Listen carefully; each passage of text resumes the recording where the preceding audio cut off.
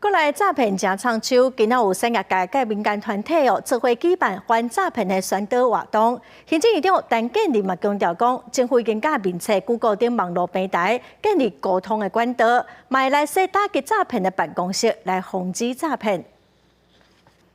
携手合集，极力断金流。化口号被阻止诈骗，产业办自律反诈骗宣导活动。业界代表讲，诈骗集团直接利用产业服务冒用有名人的名义、民众的消费习惯来进行诈骗。产业虽然提升治安，譬如讲，旅客一笔超过3000块用简讯提钱，还有电商平台直接说生命验证。 虽然安尼是作业流程会较复杂，会流失一寡人客，不过也是有责任共同防止诈骗。进一步甚至推出超商序号延迟入点，大家看不到的是产业可能因不便而导致民众不消费的营收损失。民间团体是讲，最近这几年青少年犯罪样态，诈骗已经强被立到毒品等不法的行为，主要就是因为诈骗集团看准青少年相关知识不够，容易因为淡薄诱因就互人骗去。 是他们主要招揽的